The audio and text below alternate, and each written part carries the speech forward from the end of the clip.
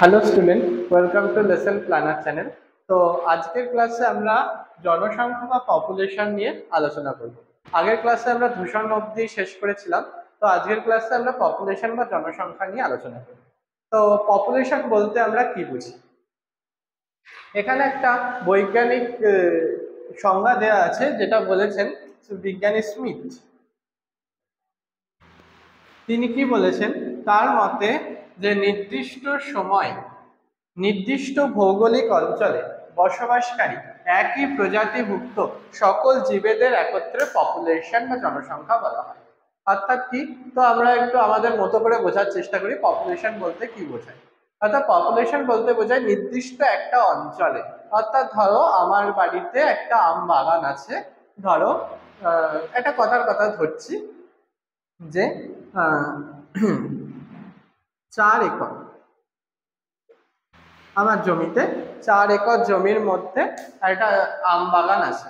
তো সেই আম বাগানে কতগুলো ধরো হিমসাগর আমের গাছ আমি লাগিয়েছি সেই 4 একর জমিতে। হিমসাগর আম গাছের চাষ করছি। তো সেই হিমসাগর আম গাছের সংখ্যা কতগুলো আছে, তো সেটাই হচ্ছে সেই অঞ্চলে একটা নির্দিষ্ট সময় হচ্ছে ধরো 1 বছর হয়েছে, এবং সেই অঞ্চলে বসবাসকারী নির্দিষ্ট জীব অর্থাৎ নির্দিষ্ট সময়ে নির্দিষ্ট ভৌগোলিক অঞ্চলে, অর্থাৎ 4 একর জমিতে এবং নির্দিষ্ট সময়ে, অর্থাৎ ধরো 1 বছর আমি ধরলাম, বসবাসকারী একই প্রজাতিভুক্ত হিমসাগর গাছের হিমসাগর আম গাছ। তো তাদের সকল জীবেদের একত্রে পপুলেশন বলা হয়। অর্থাৎ সেই অঞ্চলে, এটা আমি কৃত্রিম ভাবে তৈরি করেছি যেহেতু, তাই আমি কৃত্রিম মানে যেহেতু আমি এটা প্রাকৃতিক ভাবে তৈরি হয়নি, জমিটা আমি নিজে লাগিয়েছি আম গাছগুলো, হিমসাগর আম গাছগুলো। তো সেটা হচ্ছে একটা কৃত্রিম পপুলেশন, মানে কৃত্রিম ভাবে তৈরি। তো সেক্ষেত্রে পপুলেশন বলছে 4 একর জমিতে আমি আম গাছ লাগিয়েছি। ধরো কতগুলো আম গাছ আছে? ধরো এখানে আছে 160টা আম গাছ। কথার কথা রাফলি ধরছি 160টি। 4 একর জমিতে 160টা আম গাছ আছে। তাহলে এটা হলো পপুলেশন, অর্থাৎ পপুলেশন। এখন যদি বলি পপুলেশনের ঘনত্ব,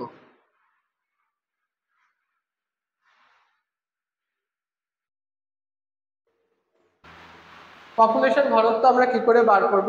পপুলেশন ঘনত্ব হচ্ছে কোনো একটা নির্দিষ্ট ভৌগোলিক অঞ্চলে বসবাসকারী সকল জীবের সংখ্যাকে সেই নির্দিষ্ট ভৌগোলিক অঞ্চলের আয়তন দিয়ে যদি আমরা ভাগ করি। ধরো এখানে 160টা আম গাছ আছে, তো তাকে আমরা 4 একর দিয়ে ভাগ করলাম, তাহলে কত হচ্ছে? 40টা আম গাছ পার একর জমিতে। আয়তনটা মানে ইউনিটটা অবশ্যই লিখতে হবে যে কতটা এলাকা জুড়ে আমরা এটাকে নির্ধারণ করছি। তো 160টা আছে 4 একরে, তো 40টা একর, তাহলে হচ্ছে কটা থাকবে? 40টা থাকবে প্রতি একরে। 40টা আম গাছ থাকবে প্রতি একরে। এইভাবে আমি একটু বোঝানোর জন্য রাফলি একটা তোমাদের বললাম। তো এবারে আমরা আসি বৈজ্ঞানিক সংজ্ঞাতে, যে নির্দিষ্ট সময়ে নির্দিষ্ট ভৌগোলিক অঞ্চলে বসবাসকারী একই প্রজাতিভুক্ত সকল জীবের একত্রে পপুলেশন বলে। অর্থাৎ ধরো একটা বন্য পরিবেশে যতগুলো হরিণ আছে, ধরো এই আমাদের এখানে কাছাকাছি যে ইয়েটা আছে আমাদের, একটা অরণ্য আছে, সেটা হচ্ছে পারমাথন, বা আবার নদীয়াতে একটা আছে বেথুয়া ডহরি। তো সেই ধরো এই এরকম বনাঞ্চল বা অরণ্যতে সেই অরণ্যটা জুড়ে কতগুলো পরিমাণে হরিণ আছে। ধরো যদি আমরা হরিণের পপুলেশন বা হরিণের প্রজাতিটাকে ধরি, তো সেই কতগুলো প্রজাতি মানে কতগুলো সংখ্যায় হরিণ আছে, তো সেটাই হচ্ছে সেই অঞ্চলে হরিণের পপুলেশনটা হচ্ছে। যদি আমরা বাঘ ধরি অর্থাৎ সুন্দরবনে যাই, তো সুন্দরবন গোটা এলাকাটা জুড়ে কতগুলো রয়্যাল বেঙ্গল টাইগার আছে সেটা যদি আমরা গোনার চেষ্টা করি, তাহলে সেটাই হবে যে পরিমাণটা, মানে যে সংখ্যাটা পাবো আমরা, সেটাই হবে ওই সুন্দরবনে বসবাসকারী রয়্যাল বেঙ্গলের পপুলেশন। এটা হলো পপুলেশন।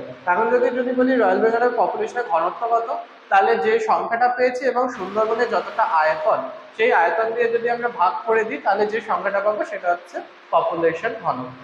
সেরকমই যেমন আমাদের 2011 সালে জনগণনা হয়েছিল, তো সেরকমই পশ্চিমবঙ্গের জনগণত্ব আমরা পেয়েছি, ভারতের জনগণত্ব আমরা পেয়েছি, ভারতের জনসংখ্যা পেয়েছি। এবং ভারতের জনসংখ্যা পেয়েছে, এবং সেই জনসংখ্যা ভারতের আয়তন দিয়ে ভাগ করে যেটা পেয়েছি সেটা হচ্ছে ভারতের জনঘনত্ব। সেরকমই পপুলেশন অর্থাৎ কোনো নির্দিষ্ট ভৌগোলিক অঞ্চলে নির্দিষ্ট সময়, এখানে সময়টা খুব ইম্পর্টেন্ট, নির্দিষ্ট সময়। কারণ ধরি 1 বছরে কোনো একটা টাইম যদি আমি ধরি নি, 1 বছর ধরে নিলাম, অর্থাৎ সেখানে কোনো ধরো সুন্দরবনের যে বাঘ গণনাটা আমি করছি সেখানে 1 বছর টাইমের মধ্যে আমি ধরে নিলাম, অর্থাৎ সেখানে নতুন বাঘ তার জন্মগ্রহণ করতে পারে বা বয়স্ককালে মারাও যেতে পারে, বা বাঘ জন্ম এবং মৃত্যু করতে পারে। সেই সকল মিলিয়ে যে আলটিমেটলি 1 বছরের শেষে যে জনসংখ্যাটা বা বাঘের সংখ্যাটা দাঁড়াচ্ছে সেটাই হচ্ছে পপুলেশন।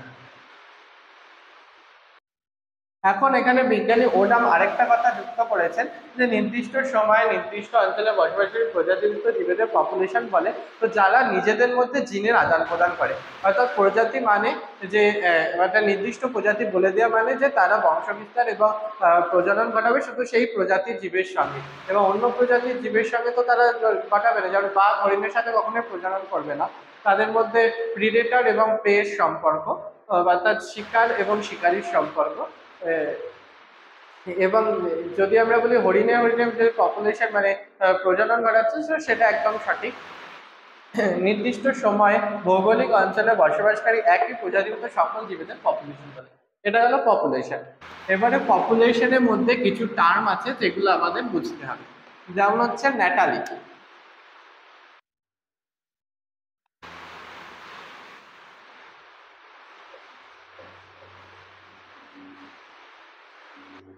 ন্যাটালিটি বা জন্মহার। ন্যাটালিটি বা জন্মহার কি বলতে বোঝায় যে কোনো একটা পপুলেশনের নির্দিষ্ট সময় যতগুলো নতুন জীব জন্মাচ্ছে বা নতুন প্রাণী বা জীব জন্মাচ্ছে সেটাই হচ্ছে সেই পপুলেশনের ন্যাটালিটি বা জন্মহার। অর্থাৎ কোনো একটা নির্দিষ্ট সময়টা কিন্তু ধরো সেটা 6 মাস হতে পারে, 1 বছর হতে পারে, 2 বছর হতে পারে, নির্দিষ্ট সময় উল্লেখ করাটা খুবই গুরুত্বপূর্ণ। কারণ নির্দিষ্ট সময়ে সেই জনসংখ্যা বা পপুলেশনে যতগুলো নতুন জীবের জন্ম হচ্ছে সেটাই হচ্ছে তার ন্যাটালিটি। ন্যাটালিটিকে কি দ্বারা প্রকাশ করা হয়? জন্মহার বা ন্যাটালিটিকে এন দ্বারা প্রকাশ করা হয়, সেটা হচ্ছে ND/T। ND হচ্ছে এটা হচ্ছে কি জন্ম নবজাতক, আর টি হচ্ছে সময়, নবজাতকের সংখ্যা বাই সময়, নির্দিষ্ট সময়। এখন জন্মহার দেখবে তোমাদের বইতে দুরকম একটা লেখা আছে, দুরকম লেখা আছে, একটা আদর্শ জন্মহার আর একটা বাস্তুতান্ত্রিক জন্মহার।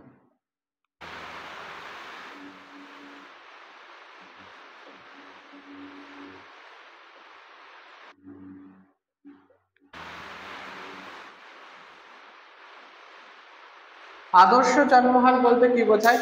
আদর্শ জন্মহার বলতে বোঝায় কোনো একটা পরিবেশে কোনো একটা বাস্তুতন্ত্রে যখন সকল যে পরিবেশের প্রভাবকগুলো, যেমন ধরো আলো, জল, বাতাস, খাদ্য ইত্যাদি পর্যাপ্ত পরিমাণে আছে, জায়গা অর্থাৎ পপুলেশনের জন্য যে বাস্তুতান্ত্রিক জায়গার প্রয়োজন সেটাও পর্যাপ্ত পরিমাণে আছে, এবং তাদের কোনো প্রতিকূলতার সম্মুখীন হতে হচ্ছে না, অর্থাৎ যেমন প্রাকৃতিক দুর্যোগের সম্মুখীন হতে হচ্ছে না, বা কোনো শিকারী প্রাণীরও সম্মুখীন হতে হচ্ছে। যেমন হরিণের পপুলেশনের ক্ষেত্রে যদি ধরি যে পর্যাপ্ত পরিমাণে ঘাস জমি আছে, আলো, বাতাস, জল, বায়ু সবই পর্যাপ্ত পরিমাণে আছে, এবং কোনো প্রিডেটর নেই অর্থাৎ শিকারী প্রাণী নেই, যেমন বাঘ বা বিভিন্ন নিকড়ে, অন্য কুকুর ইত্যাদি কোনো হায়না ইত্যাদি কোনো ইয়ে নেই, শিকারী প্রাণী নেই। তো সেই পরিবেশে যে জন্ম হারটা হবে সেটাই হচ্ছে আদর্শ জন্মহার।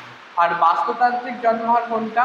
বাস্তুতান্ত্রিক জন্মহার হচ্ছে যেটা বাস্তব পরিবেশে হচ্ছে, অর্থাৎ সেই বাসস্থানে হচ্ছে যেখানে প্রাকৃতিক দুর্যোগ থাকছে, শিকারী প্রাণী থাকছে, সেই পরিবেশে যে জন্মহার সেটাই হচ্ছে বাস্তুতান্ত্রিক জন্মহার। এটা গেল ন্যাটালিটি। এবারে আসছে মর্টালিটি।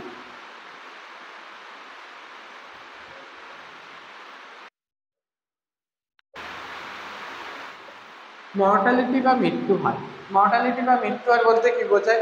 জন্মহার যেমন কোনো পপুলেশন নির্দিষ্ট সময়ে যে যে যে সংখ্যক প্রাণী বা জীব জন্মগ্রহণ করছে, আর মৃত্যু হার হচ্ছে কোনো একটা নির্দিষ্ট পপুলেশনে যে সংখ্যক প্রাণী নির্দিষ্ট সময়ে যে সংখ্যক প্রাণীর মৃত্যু ঘটছে সেটাই হচ্ছে মর্টালিটি বা মৃত্যু। এটাকে m=md/t, এটা হচ্ছে মৃত্যু জীবের সংখ্যা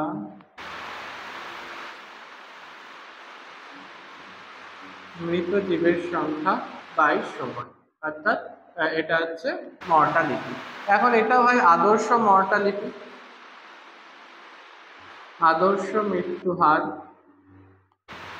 এবং বাস্তুতান্ত্রিক মৃত্যু হার।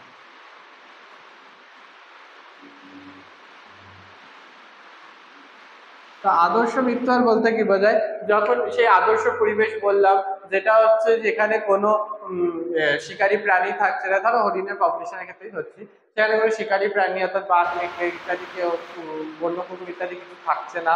তারপরে হচ্ছে কোনো প্রাকৃতিক প্রতিকূলতা থাকছে না, ঝড় বৃষ্টি বাদল বিভিন্ন কিছু থাকছে, মানে ঝড় বৃষ্টি বাদল বলতে বিভিন্ন সেই পরিমাণে দুর্যোগ যেখানে গাছ পড়ে গিয়ে ধরো হরিণের মৃত্যু হতে পারে, সেই রকম পরিমাণে দুর্যোগ ঘটছে না। তো সেক্ষেত্রে একটা সাধারণ পরিবেশে যে হরিণের যে সর্বনিম্ন মৃত্যু হার, অর্থাৎ কোনো একটা সাধারণ পরিবেশে সবকিছু যেখানে উপকূল অর্থাৎ সেই প্রাণীর পপুলেশনের ক্ষেত্রে উপযোগী এবং সেই প্রাণীর পপুলেশনের ক্ষেত্রে উপকূল, সে অনুকূল উপকূল নয় অনুকূল, সেই অনুকূল পরিবেশে সেই জীবের পপুলেশনে কত সংখ্যক সর্বনিম্ন মৃত্যুর সংখ্যা, এখানে কত সংখ্যক জন্মাচ্ছে ন্যাটালিটিতে, সর্বনিম্ন অর্থাৎ সবকিছু অনুকূল থাকা সত্ত্বেও সেখানে সর্বনিম্ন যে মৃত্যুর সংখ্যা সেটাই হচ্ছে আদর্শ মৃত্যু হার। আর বাস্তুতান্ত্রিক মৃত্যু হার যেখানে হচ্ছে প্রাকৃতিক প্রতিকূলতা থাকছে, তারপরে হচ্ছে শিকারী প্রাণী থাকছে, তো সেক্ষেত্রে যে মৃত্যু হার হচ্ছে নির্দিষ্ট সময় সেটা হচ্ছে বাস্তুতান্ত্রিক মৃত্যু হার।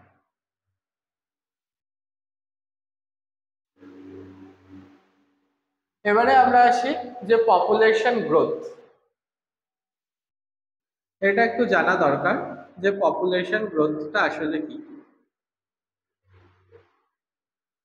পপুলেশন গ্রোথ অর্থাৎ একটা পপুলেশন নির্দিষ্ট সময়ে কি পরিমাণ হারে বৃদ্ধি পাচ্ছে, অর্থাৎ কি পরিমাণ হারে সেখানে নতুন সদস্য সংখ্যা যোগ হচ্ছে এবং সেই পপুলেশনটা বৃদ্ধি পাচ্ছে, বা কোনো ক্ষেত্রে যদি মৃত্যু হার বেশি হয় সেক্ষেত্রে পপুলেশনের সদস্য সংখ্যা কমতে থাকবে।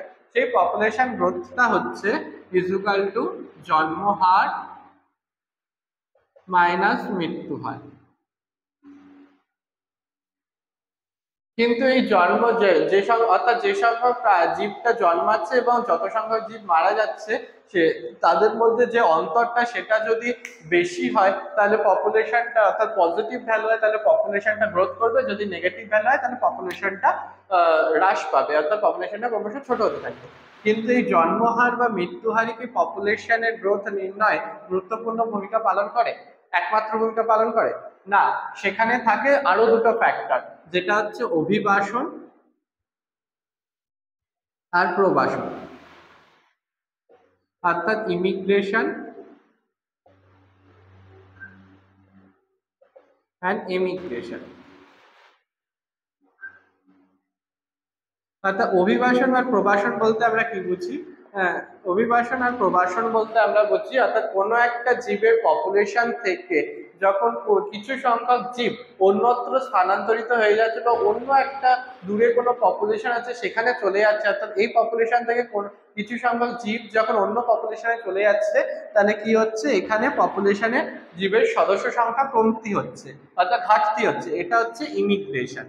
আর যখন অন্য একটা দূরের কোনো পপুলেশন থেকে কিছু সংখ্যক জীব এই পপুলেশনে আসছে তাহলে কি হচ্ছে, সেখানে পপুলেশন সংখ্যা বৃদ্ধি পাচ্ছে অর্থাৎ পপুলেশনে জনসংখ্যা বা পপুলেশনের সদস্য সংখ্যা বৃদ্ধি পাচ্ছে, সেটা হচ্ছে অভিবাসন বা ইমিগ্রেশন। তাহলে এই পপুলেশন গ্রোথের এখন নতুন সমীকরণটা দাঁড়াচ্ছে জন্ম হার, যেটা নির্দিষ্ট সময় কত সংখ্যক নতুন জীব বা প্রাণী জন্মাচ্ছে প্লাস অভিবাসন, অর্থাৎ নির্দিষ্ট সময়, সবই কিন্তু নির্দিষ্ট সময়ের সাপেক্ষে নির্দিষ্ট সময়ে কত সংখ্যক জীব সেই পপুলেশনে আসছে, অর্থাৎ পপুলেশন সদস্য সংখ্যা বৃদ্ধি করছে, মাইনাস মৃত্যু হার, অর্থাৎ কত সংখ্যক জীব নির্দিষ্ট সময়ে মারা যাচ্ছে সেই পপুলেশনে, মৃত্যু হার, প্লাস কি বলেছে প্রবাসন, অর্থাৎ কত সংখ্যক জীব নির্দিষ্ট সময় সেই পপুলেশন থেকে বেরিয়ে যাচ্ছে। এইটাই হচ্ছে পপুলেশনের গ্রোথ। এখান থেকে যে ভ্যালুটা পাবো সেটাই হবে হচ্ছে পপুলেশন গ্রোথ। তাহলে আশা করি পপুলেশন গ্রোথ বোঝা গেল যে কি।